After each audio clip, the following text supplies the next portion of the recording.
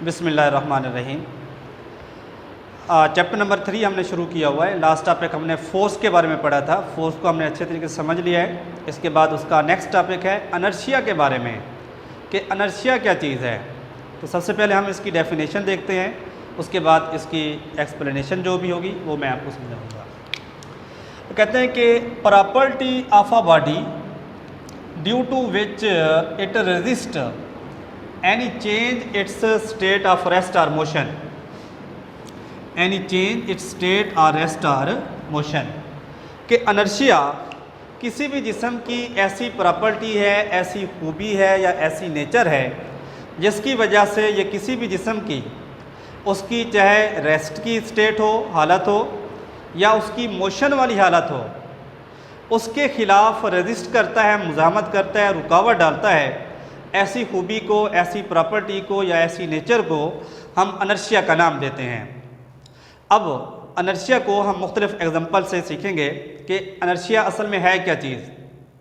अगर हम अनर्शिया की बात करें तो अनर्शिया का मतलब कि जैसे हम मिसाल ले लेते हैं, जैसे हमारी रूह होती है, कि रूह की मिसाल को आप अनर्शिया से रिलेट कर सकते हैं। मिसाल के तौर पर कि जब आप सुबह के वक्त सोए हुए होते हैं, आपको कोई उठाने की कोशिश करता है लेकिन आप सोना ही चाहते हैं, मतलब आप रेजिस्ट कर रहे होते हैं कि आपको वो उठाना चाहते हैं, लेकिन आपकी प्रॉपर्टी, आपका अनर्शिया, आपकी नेचर आपको क्या कहती है कि लेटे ही रहो, मतलब आप रेजिस्ट कर रहे होते हैं। और इसी तरीके से अगर आप खेल रहे हैं ग्राउंड में और आपको कोई खेलने से मना करता है लेकिन आप रेजिस्ट करते हैं, आपको खेलना है, आप खेलना चाहते हैं, आप मुज़ाहमत करेंगे, रुकावट डालेंगे, तो आपका अनर्शिया आपको रोक रहा है कि आप मोशन में हैं, वो आपको रेस्ट में लाने की कोशिश कर रहा है, आपको रोकने की कोशिश कर रहा है। ये जो आप रेजिस्ट करते हैं, रुकावट डालते हैं अपनी चेंज इन स्टेट के ख़िलाफ़, इसको हम अनर्शिया का नाम देते हैं। शुरू में एक साइंटिस्ट, मशहूर साइंटिस्ट है गैलीलियो,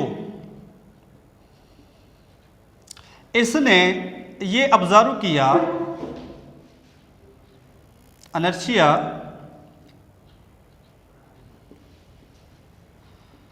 इसने ऑब्जर्व किया क्या कि जितने भी हैवियर हैं, वो कहते हैं it is easy,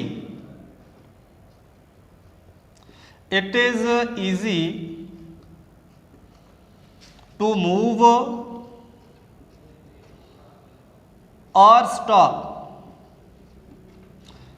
it is easy to move or stop lighter object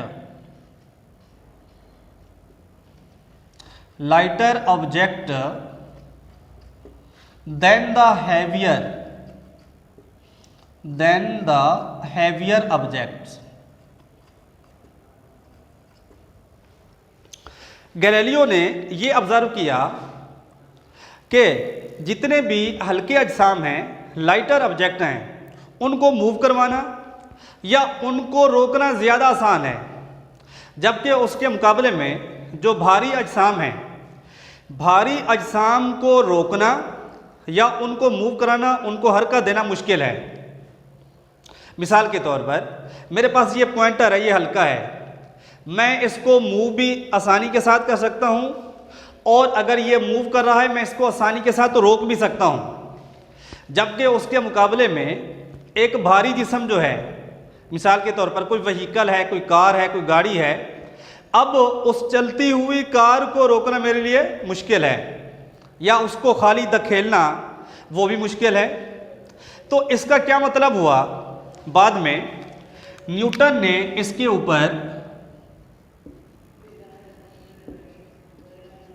conclude किया, इसी ऑब्जर्वेशन को, कंक्लूड्स दैट कि बॉडी जो होता है वो डिपेंड करता है मास के ऊपर, डिपेंड ऑन इट्स मास, कि अनर्शिया जो होता है, अनर्शिया वो उसके मास के ऊपर डिपेंड करता है। क्या मतलब हुआ कि जितना भारी मास होगा उसका अनर्शिया उतना ज़्यादा होगा, कि अगर कोई जिस्म जितना हल्का होगा उतना ही उसका अनर्शिया भी कम होगा। लास्ट एग्जांपल में हमने फोर्स के बारे में समझा था कि जब हमने एक एग्जांपल दी थी कि एक बॉय जो है वो एक दीवार को पुश कर रहा था, क्या आपने देखा था कि उसके पुश करने से दीवार हरकत में आई थी? बिल्कुल नहीं आई थी। वजह क्या था? उसका मास बहुत ज़्यादा था। मास ज़्यादा होने की वजह से बॉडी ने मूव नहीं किया, उसका अनर्शिया ज़्यादा हो गया था, उसकी रेजिस्टेंस की जो पावर है वो ज़्यादा हो गई थी। इसी तरीके से कि कोई भी जो हल्का जिस्म है उसको मूव कराना उतना ज़्यादा आसान होता है क्योंकि उसका अनर्शिया क्या होता है? कम होता है। अब इसके लिए हम एक दो एक्सपेरिमेंट करते हैं। क्या एक्सपेरिमेंट करते हैं कि अनर्शिया की वजह से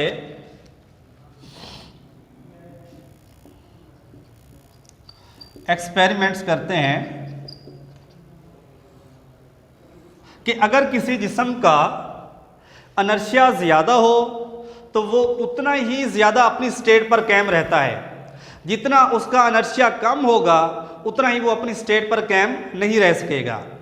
अब मिसाल के तौर पर हम एक पॉइंटर को, क्योंकि ये हल्का है, हम इसको आसानी के साथ मूव कर सकते हैं क्योंकि हम इसके अनर्शिया से ज़्यादा फोर्स लगा रहे होते हैं कि जहाँ पर फोर्स बढ़ जाए अनर्शिया के मुकाबले में, उस सूरत में हम बॉडी को चेंज कर सकते हैं उसकी स्टेट के खिलाफ। मिसाल के तौर पर वो कहते हैं कि आप एक एक्सपेरिमेंट करें कि आप एक गिलास लें, एक खाली गिलास लेते हैं, ये खाली गिलास है और इसके ऊपर हम प्लेस कर देते हैं एक कार्ड, एक हार्ड कार्ड है, ये इसके ऊपर हम प्लेस कर देते हैं, इसके ऊपर रख देते हैं। अब इसके ऊपर मैं एक सिक्का या एक कॉइन रख देता हूं, ये वाला। अब इसको आपने स्ट्रांगली अपनी फिंगर के साथ फ्लिप करना है, ऐसे झटके के साथ इसको गिराना है। अब इस एक्सपेरिमेंट में हमने क्या देखा कि ये जो हार्ड कार्ड है, ये कागज़ है या गत्ता जो भी आपने इस गिलास के ऊपर रखा हुआ था, वो तो यहाँ से इसके दरमियान से निकल जाएगा, जबकि ये जो कॉइन है वो यहाँ पर प्लेस हो जाएगा, गिलास के अंदर गिर जाएगा। इस एक्सपेरिमेंट से हमने क्या समझा? क्योंकि जो आपने फोर्स इस हार्ड कार्ड को लगाई है, इस कागज़ के टुकड़े को लगाई है, वो फोर्स कम थी, जबकि जो कॉइन है, जो सिक्का है, उसका मास ज़्यादा था। जहाँ पर फोर्स कम हो और मास ज़्यादा हो वहाँ पर अनर्शिया भी ज़्यादा होगा। अब इस कॉइन का या इस सिक्के का मास ज़्यादा होने की वजह से इसका अनर्शिया ज़्यादा था, इस वजह से इसने अपनी जगह को नहीं छोड़ा, अपनी जगह पर ही कायम रहा मास ज़्यादा होने की वजह से। अब क्योंकि हमने दरमियान से इसको फ्लिप कर दिया, इसको कार्ड को निकाल दिया झटके के साथ, इस वजह से, क्योंकि यह जगह खाली नहीं थी, इस वजह से ये जो सिक्का है या जो कॉइन है ये इस गिलास के अंदर ही गिर जाएगा। मतलब इससे हमने वाज़े करके दिखाया वाकई ऐसा ही है कि जब फोर्स कम हो और मास ज़्यादा हो तो अनर्शिया बढ़ जाता है, बॉडी अपनी स्टेट को चेंज नहीं कर सकता। इसके साथ ही इससे रिलेटेड एक और एग्जांपल है कि आप एक कागज़ की स्ट्रिप बना लें, एक पट्टी बना लें, एक टुकड़ा सा ले लें इस तरीके से यहाँ पर, और इस स्ट्रिप के आखिर में आपने एक कॉइन्स का स्टॉक लगा देना है, कॉइन्स की ऐसे बिल्डिंग बना देनी है इस तरीके से। अब वही एक्सपेरिमेंट यहाँ से भी आपने करना है, उसको दोहराना है कि जब आप इस स्ट्रिप के एक किनारे से पकड़कर इसको तेज़ी के साथ निकालेंगे यहाँ से, आपके ख्याल के मुताबिक क्या कॉइन गिर जाएंगे, अपनी जगह पर रहेंगे, क्या होगा? जैसे ही हम इस स्ट्रिप को तेज़ी के साथ निकालते हैं, ये जो कॉइन्स का स्टॉक है, ये जो बिल्डिंग बनाई हुई है, एक दूसरे के ऊपर हमने रखे हुए हैं, ये अपनी जगह पर ही कायम रहेंगे, ये गिरेंगे नहीं। वजह क्या बनी है इसकी? क्योंकि इन कॉइन्स का जो मास था वो ज़्यादा हो गया था। मास ज़्यादा होने की वजह से इनर्शिया ज़्यादा। जब इनर्शिया ज़्यादा होगा वो अपनी स्टेट को तब्दील नहीं करेगा। इस वजह से, क्योंकि जब हमने इसको तेज़ी के साथ निकाला इसमें फोर्स कम पड़ गई थी। फोर्स कम होने की वजह से इसने अपनी जगह पर ही, ये अपनी जगह को ही कायम रखा। तो इन 3-4 एग्जाम्पल से हमने इनर्शिया को अच्छे तरीके से समझ लिया कि इनर्शिया किसी जिस्म की ऐसी प्रॉपर्टी है जो उसकी स्टेट ऑफ चाहे रेस्ट है चाहे मोशन है उसके खिलाफ रेजिस्टेंस करती है। और दूसरा हमने ये भी पढ़ा कि इनर्शिया उसके मास पर डिपेंड करता है कि जितना ज़्यादा मास होगा इनर्शिया उतना ज़्यादा होगा, और इसी तरीके से अगर मास कम है तो इनर्शिया भी क्या होगा? कम होगा। आई होप ये आपको टॉपिक समझ आ गया होगा। इसके हवाले से कोई भी आपने सवाल पूछना हो तो पूछ सकते हैं। शुक्रिया।